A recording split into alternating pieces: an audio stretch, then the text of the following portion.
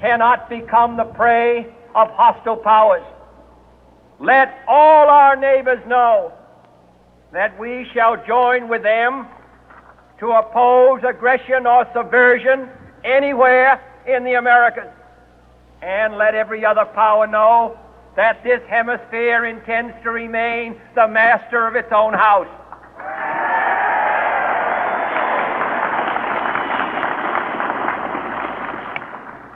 To that World Assembly of Sovereign States, the United Nations, our last best hope, in an age where the instruments of war have far outpaced the instruments of peace, we renew our pledge of support to prevent it from becoming merely a forum for invective, to strengthen its shield of the new and the weak, and to enlarge the area in which its writ may run.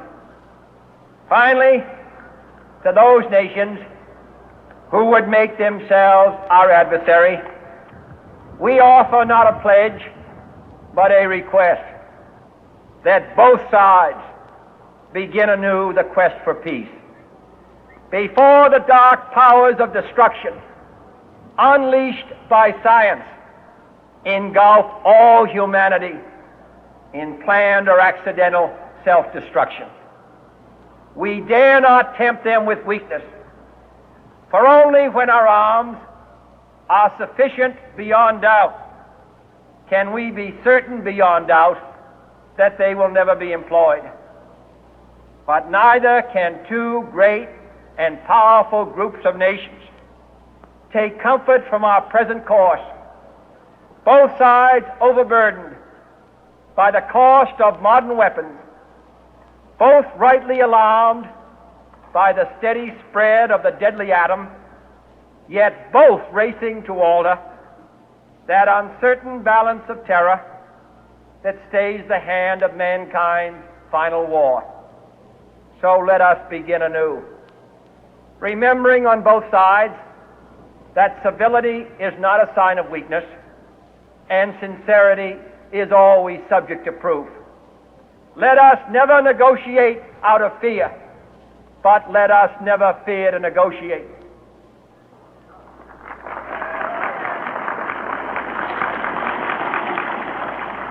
Let both sides explore what problems unite us, instead of belaboring those problems which divide us.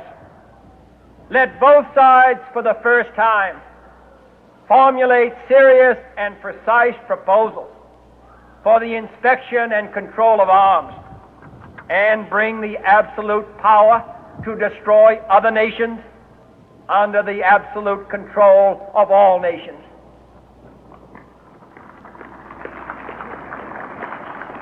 Let both sides seek to invoke the wonders of science instead of its terrors.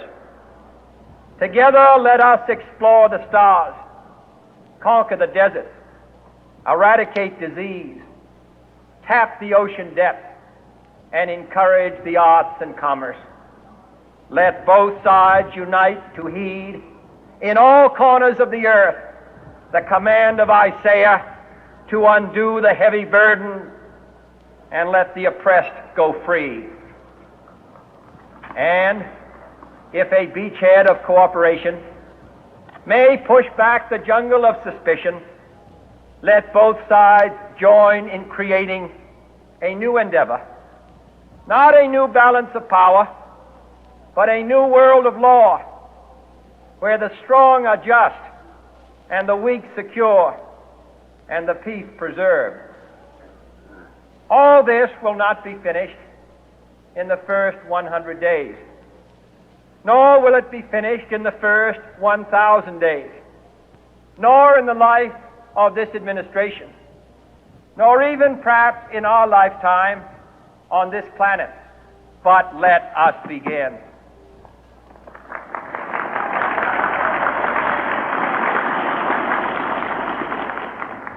In your hands, my fellow citizens, more than mine, will rest the final success or failure of our course.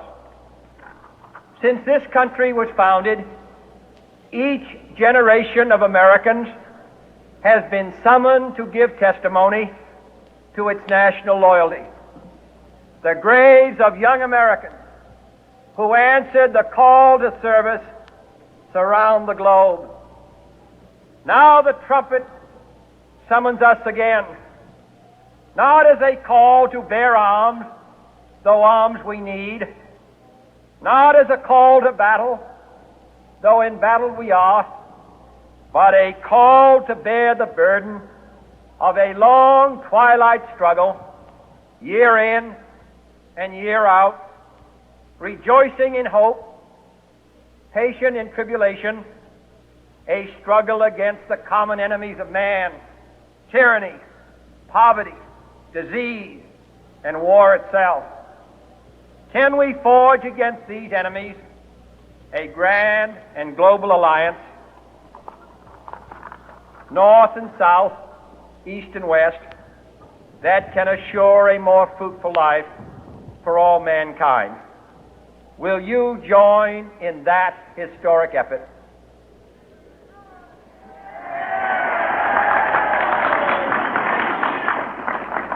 In the long history of the world, only a few generations have been granted the role of defending freedom in its hour of maximum danger. I do not shrink from this responsibility. I welcome it.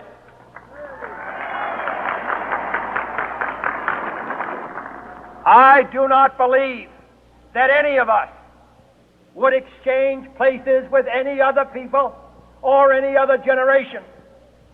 The energy, the faith, the devotion which we bring to this endeavor will light our country and all who serve it. And the glow from that fire can truly light the world.